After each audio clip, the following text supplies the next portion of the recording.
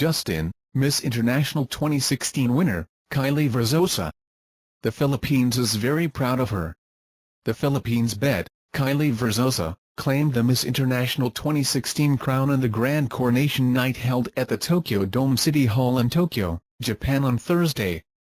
The beauty queen impressed the judges with the speech she delivered after the announcement of the top 15 finalists, saying that if she were to be hailed Miss International 2016, then she would focus on cultural and international understanding.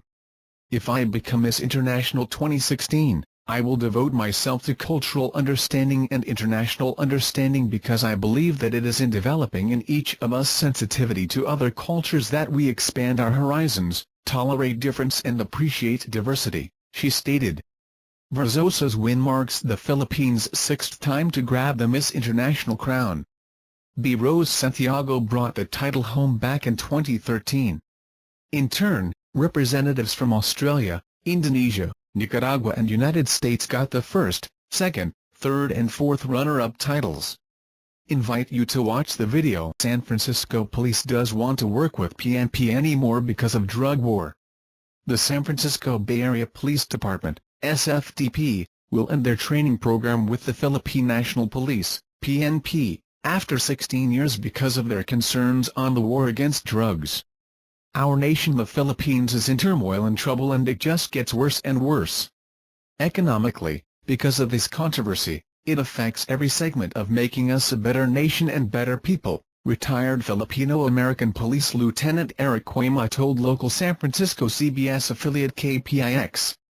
According to their statement, they decided to end the program because of concerns about allegations of civil rights violations in the Philippines. The joint program began last 1999 and was organized by the Filipino-American Law Enforcement Officers Association, FALEO. Besides equipment, enforcement and rescue training, the program consists of lectures, dialogues and turnover of new and second-hand equipment to the PNP. Since President Rodrigo Duterte's promised war against drugs, there have been more than 3,500 people killed, and convinced over 700,000 drug users and pushers to surrender. Over 1,100 of those deaths so far are suspects killed in police operations, while the rest were killed by unknown killers. According to the PNP's numbers, around 20,000 have been arrested nationwide due to drug charges. In 2010, members of the Bay Area Rapid Transit Police, the California Department of Justice Bureau of Narcotic Enforcement and the San Francisco District Attorney's Investigation Bureau joined the exchange program. Duterte announced an economic and military separation from the U.S. but clarified that he was not severing diplomatic ties. Invite you to watch the video. Duterte thinks PH-Japan bond is closer than brothers, and this is the reason why. President Rodrigo Duterte believes that Philippines and Japan is closer than brothers in their joint statement last Wednesday. "Japan's official development assistance for the Philippines is second to none," Duterte said.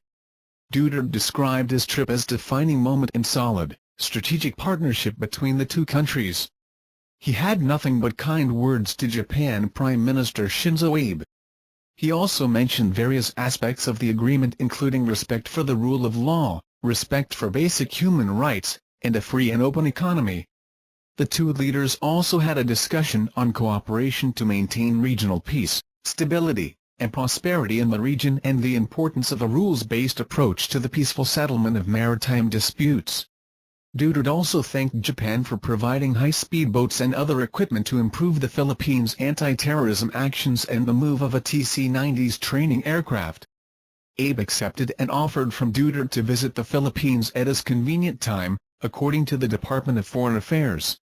Invite you to watch the video. Endless love story of this couple went viral and it will definitely make you cry. Many say, live like it's your last day. We would never know what tomorrow might bring us, so we have to seize the day, always show kindness and treasure the people we love. These are the tough lessons Ian Mandel had to learn after his longtime girlfriend, Abigail Perez Rojo, passed away recently. Despite the agony, Mandel shared their story, which immediately went viral in the social media. According to him, Rojo changed him in a rather beautiful way. He loved how Rojo had always been cheerful and how he learned to let go of his vices and bad habits because of her. He also shared that he wasn't the typical romantic boyfriend, but now he wishes he had been one. Everything went downhill when Rojo started getting sick. Mendel shared how she had been coughing every single day. When they consulted the doctor, they found out that Rojo has acquired lymphoma cancer, or more commonly known as the lung cancer. Because of this, water started to seep into her heart and right lung, causing difficulty in eating, breathing and sleeping. Eventually, Rojo passed away. Mendel shared all his regrets and the things left and said between the two of them. He also shared some of their pictures he treasures. As of this writing, the post has already garnered over 12,000 reactions. Invite you to watch the video. I do not underestimate Vargas, says Pacquiao. Manny Pacquiao is regarded as one of the greatest boxers ever, but says he will not be taking his opponent lightly when he faces World Boxing Organization welterweight champion Jesse Vargas next week. 7 months after defeating Timothy Bradley in his much-trumpeted farewell to the sport, the Filipino southpaw will return to the ring on November 5 when he faces American Vargas at the Thomas & Mack Center in Las Vegas. I do not underestimate Jesse Vargas, Pacquiao, 37, told reporters after beginning his training camp in Los Angeles this week under the watchful eye of his Hall of Famer trainer Freddie Roach at the Wild Card Boxing Club. He is a good, strong champion. Every opponent gets my full attention and respect. I respect Jesse, and that is why I trained hard. This is the most important fight because it will determine the direction of my boxing career. The 27-year-old Vargas, 27-1, beat fellow American Saddam Ali in March to claim the WBO welterweight crown and has won 10 of his bouts via a knockout or stoppage, with his only defeat coming via points loss to Bradley in June 2015. I need to win convincingly, said Pacquiao. We have 3 different plans for Jesse Vargas, but my first concern is for the fans. That the people who are going to watch the fight will be happy and satisfied. Pacquiao, an 8-division world champion, is excited by the prospect of adding another title to his bulging career resume, and his first since he was elected to the Philippines Senate in May. I am fighting for history, said the Filipino, who is renowned for his lightning hand and foot speed and has compiled a June 2 58 career record in the ring. I was the first sitting congressman to win a world title. For this one, it is not enough to be the first sitting senator to fight for a world title. I want to be the first senator to become world champion. For me, that would be quite an accomplishment. I want to prove that I am still one of the best pound-for-pound fighters. I am not done with boxing. I will continue to keep fighting as long as I love boxing and boxing still loves me. I do not feel old. I feel like I am still 27. Invite you to watch the video. Mike Pence campaigns for Trump in Omaha, attacks Hillary Clinton, declares, "Don't be fooled, this race is on." Mike Pence struck an upbeat tone Thursday, saying anyone who thinks this year's presidential race is over and Hillary Clinton has already won is mistaken. "Don't be fooled for a second, this race is on," the Republican vice presidential nominee said at an Omaha rally. Pence also urged all Republicans to come home on Election Day and unite behind their party's nominee. "It's time to come home and do our part to make sure Hillary Clinton is never elected president," Pence told a boisterous crowd of about 800 people. Pence appeared at a warehouse in central Omaha owned by Mid-States Construction Company, a business that sells construction supplies. His visit in the final stretch of the 2016 presidential race underscores the competitive nature of the Omaha-based 2nd District, where Donald Trump and Clinton are vying for a single electoral vote and where both candidates have offices.